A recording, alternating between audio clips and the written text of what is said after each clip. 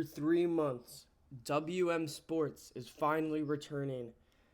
And the reason is because of this amazing Apex card between Josh Emmett and Lerone Murphy. I couldn't pass it up. I couldn't not make a video about it. The anticipation has been crazy.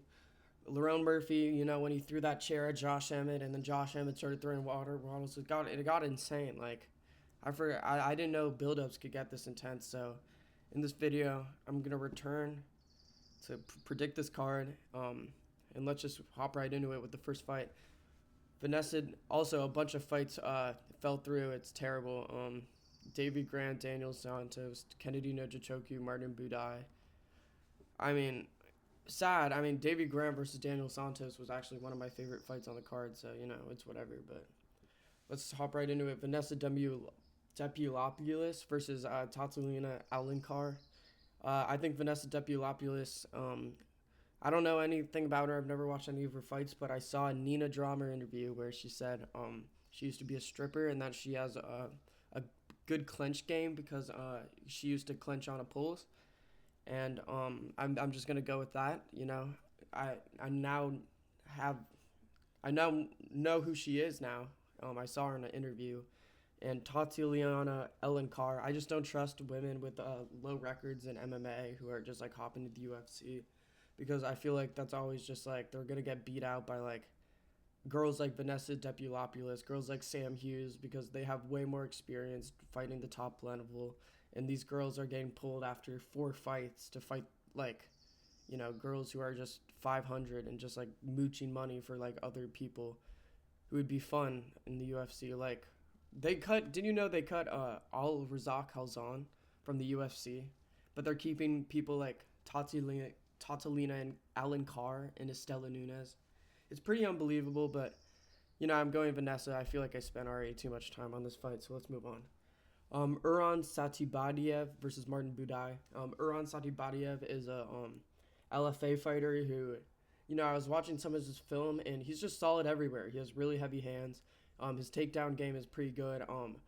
And I just think that this is going to be a clear win for him. Martin Budai, I know a lot of people are going to say, wow, you picked against the great Martin Budai, who has showed so much promise in the UFC. Remember his infamous 3-fight win streak.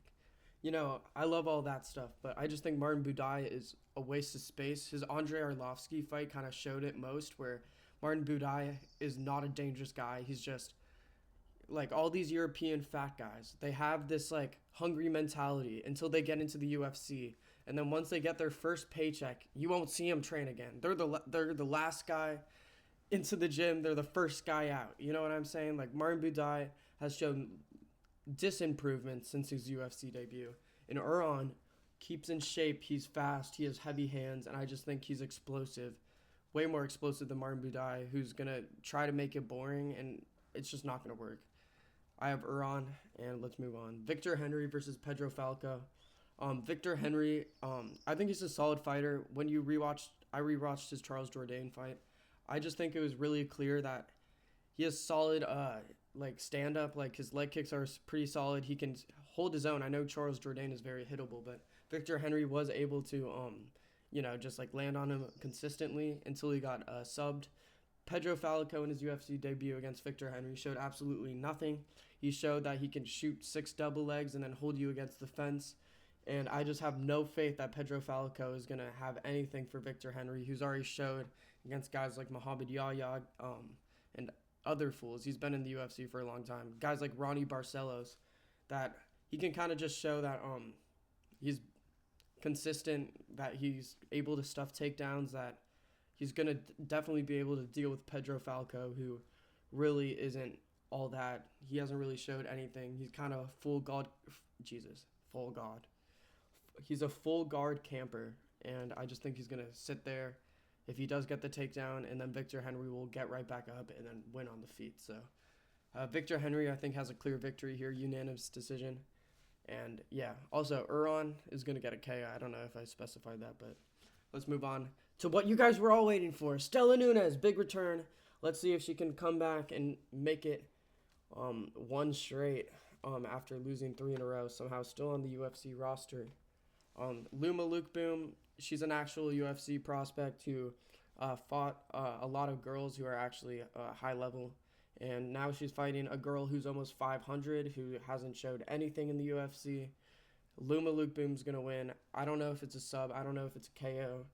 But I do think it's a finish. I know that's gonna sound weird for WMA, but I just like don't trust a 6-5 girl who's been finished twice in the UFC as a woman to do anything to an actual experienced girl who is shown to be dangerous. Like Luma, I watched one of her fights back and she welted a girl's leg and like made it cut like it was Joe Anderson Brito against Jack Shore. It was pretty crazy, but yeah, we're going Luma Luke Boom, for the culture. Rice McKee versus Daniel Frunza. Now, I know a lot of people would want to go Daniel Frunza because he's coming off of his win in the Dana White Contender Series. But I'm just going to be honest. Daniel Frunza, I think he's not really going to be anything in the UFC. I think Daniel Frunza, he had a pretty rough first round. He got dropped by his opponent who was kind of throwing from his hip. He was throwing like absolute bombs. But Daniel Frunza, he has mid-head movement. He's kind of just like a marauder. And once he gets hit once, he starts just charging at you.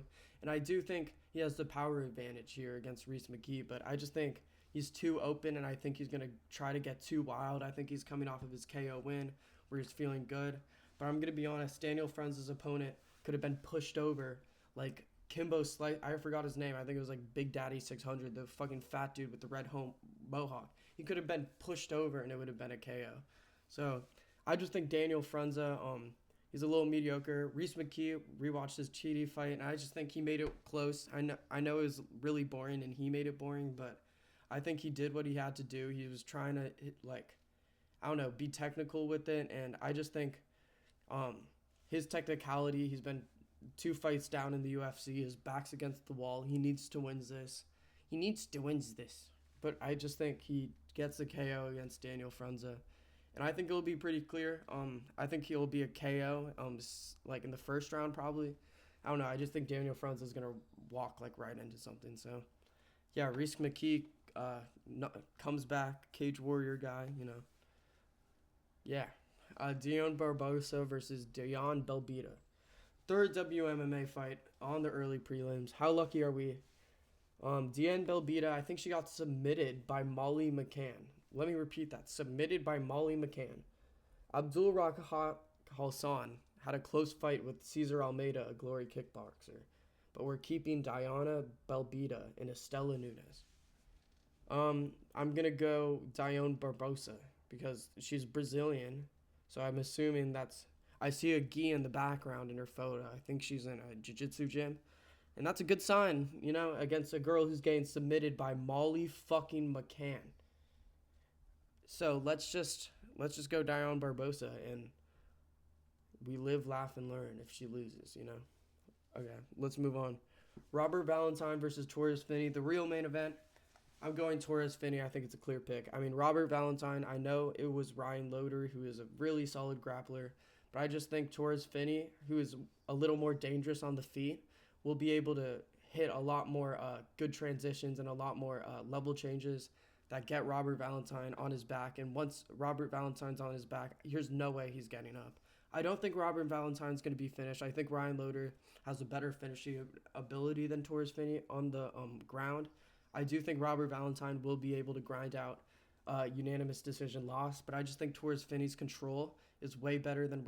I don't know if it's way better, but I just think Torres Finney's control will be able to halt Robert Valentine in getting up. I do think Torres Finney will be landing on the floor, and I just think he'll just rule out a 30-27 where he keeps on level changing, getting takedowns. I wouldn't be surprised if Torres Finney lands like a hard shot on Robert Valentine because of just like, I don't know. I was rewatching Torres Finney, his 3 fights on the Dana White Contender Series, and I just love his level changes and his transitions to just like on the feet, throwing, and then just like level changing to a takedown. And yeah, I just think Robert Valentine, he showed weakness on the floor. I know he has a lot of danger on the feet, but I don't know. Torres Finney, he keeps it pretty technical. He keeps it pretty safe whenever he is on the feet. And yeah, I just think Robert Valentine, here's the potential he like lands a crazy shot, but I don't know. Torres Finney, he's fought a lot of good competition. I know the 3 Dana White Contender Series fights is scary because they were all boring, but I think he can make it boring here, win a decision. Let's move on. Louis Gurel versus O'Day Osborne. I do think Louis Guerrero is gonna win. I actually think Louis Guerrero is gonna be pretty good. Like, I know a lot of people are kind of doubting him, saying he's just kind of like a marauder, but I don't know. Louis Guerrero, whenever I watch him, I think he has pretty technical head movement. I think he has really fast hands for the division. I think whenever I watch him strike, he's doing everything correctly, and he does leave his chin in the air. But I think he is like a brick for head person who's just gonna outland you, and if you like try to counter him, he's just gonna throw three punches before your counter lands. And I don't know. I think Ode Osborne. Look at that record at 12-8. 12-8 record for Ode Osborne. Louis Guerrero. I heard he was like I think he was a wrestler in high school or college or something. And Ode Osborne, if you're getting taken down by Ronaldo Rodriguez, I think it will be a little scary on the feet. I do think Ode Osborne, of course, he has the finishing ability. I just think Louis Guerrero has a brick for a head, and he won't get knocked out. He will find a takedown, and I do think Ode Osborne will either get finished by submission or a TKO on the floor. I just think Louis Guerrero, I don't know. I have high hopes for him. I don't know. I was rewatching his Dana White Contender Series fight, and I just think his build for the flyweight division, and he's kind of like I know he's a Walmart Figueiredo. I know that might sound crazy to people, but I don't know. When I was rewatching him, I think his hand speed and just like I don't know. He is kind of a marauder. I don't think he's as technical with his shots as Figueiredo, but I think he's almost there. I think his level of speed and just takedown ability is there. GM3 Brad Tavares real main event. Unfortunately for Jared Mearshart, this is the most clear pick ever. Brad Tavares is going to stuff the takedowns of GM3 and then start outstriking him for a clear unanimous decision. I do think GM3 is better on the feet than most people give him credit for. He knocked down Thiago Moises as Alex Pereira couldn't, the absolute GOAT that he is. But Brad Tavares, these guys both get paid a lot, and I just feel like Jared Mearshart has I don't know. Brad Tavares kind of has his I don't know. I feel like he's threatened by being cut by the UFC right now. His head. I don't know. I think he's just gonna lock in, stuff the takedowns, make it boring, and yeah, I think he'll just grind out a boring decision. Brad Tavares wins, and it'll be so sad to watch. But what are you gonna do? Contavious Robinson, Cheng Ho Lee. Woo! Damn. I mean, who is going to miss this one? I mean, I'm not leaving my couch Saturday. I'm not, you know what? It's my first video back in 3 months, give me a break. I'm trying to improv comedy here, it's not working out, but Cheng Ho Lee's going to win. I just think he'll grind out a fucking boring ass decision like he has in his past road to the UFC, road to the Great Wall. And I think that Contavious Ramius, I don't know, I think he's technical on the feet. I think he'll be able to just I don't know, I think he'll just be able to grind a decision out maybe. But the thing about Contavious Robinson, he's just an absolute fraud on the feet. He's just he's steps around all willy-nilly, and you don't really see the vision. You're just kind of seeing him wait until he can get it to the floor. And then it worked for his first regional scene fights because he's such a demon on the floor, but now that he's fighting people who match his wrestling and he actually has to do something on the feet, the bantamweight division's an actual good division. You can't if he was a middleweight, I could see him maybe Gerald Mearshart, I'm sorry, he's a prominent stay in the UFC, and he's pretty much Contavious Romius. Contavious Romius has no clue what he's doing on the feet, and you can't have that on bantamweight division. And Cheng Ho Lee, I think he's solid on the feet. I think he can transition to takedowns well, and yeah, I just think Cheng Ho Lee's gonna win, but maybe Contavious Romius wins. I don't think Cheng Ho Lee's that good either, so let's move on. Joe Anderson Brito versus Pat Sabatini. This is my lock. Joe Anderson Brito is going to knock out Pat Sabatini. It's just clear. Pat Sabatini, he is good when he's up against non-dangerous people who want to grapple with him. He'll definitely win a lot of wrestling exchanges, and I think he'll definitely win a lot of grappling exchanges if Joe Anderson Brito tries that, and he might. Joe Anderson Brito's a retard.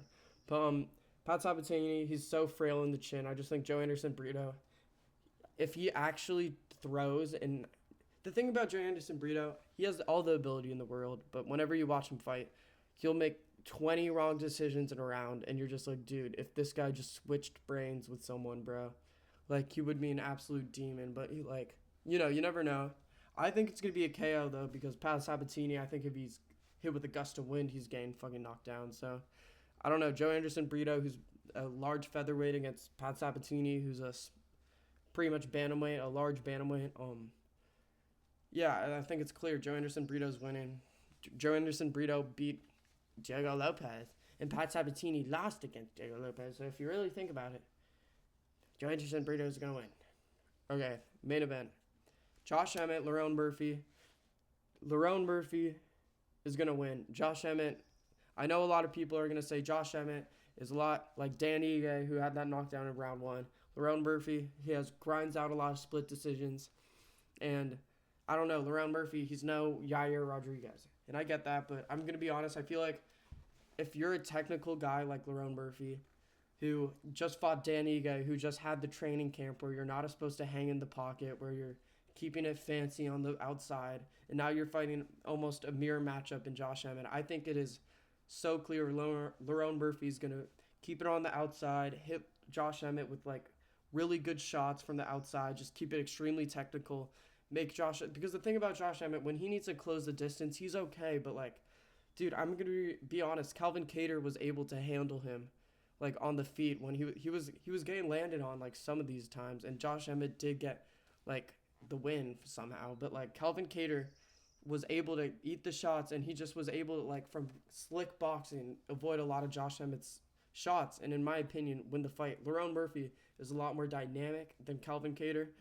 I think he's like a Walmart Leon Edwards, where you can just like, just easily just like tat you, just like slip out of the way. Honestly, he might be a better Leon Edwards might be a Walmart fucking Lerone Murphy, because Lerone Murphy is not going to get taken down by Josh Emmett. I do think Josh Emmett has worse wrestling than Lerone Murphy, and I just think if Lerone Murphy keeps it technical, and he will, like, Lerone Murphy is training extensively and not putting his chin in the pocket, and I don't think he's going to hang there at all. It's like Josh Emmett's not even going to get close. Josh Emmett doesn't have these crazy entries where he can close the distance well and just like super fast. It's usually just like an overhand and then a fake like jab and then just like swang over with the like.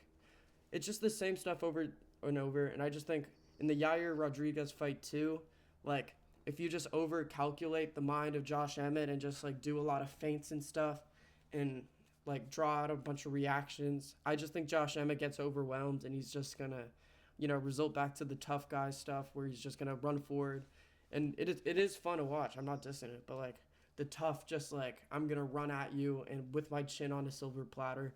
And I do think by like round 4, Lerone Murphy will easily be able to find a shot, because Josh Emmett will be 40 years old, decrepit, and just like beat up. And I just think one of these shots Lerone Murphy will hit, like, I think round 4, he'll knock him out, and then follow up, and then Lerone Murphy will call out the winner of Diego Lopez and Volk, and then everyone's gonna hate him because he's the next Leon Edwards. And yeah, I think that's a pretty solid prediction. I think I think a lot of the reason why people are picking Josh Emmett is just because of the just the power, and you're just expecting a first round knockout. But Lerone Murphy, I don't know, I think he's too technical to get hit round 1 with a big Josh Emmett like meaty fucking hook, like, I don't know, Bryce Mitchell, like, he wasn't able to avoid it, but Bryce Mitchell's no Lerone Murphy. So yeah, that's the video. I hope you guys enjoyed. I'm gonna see you next time, and yeah, see ya.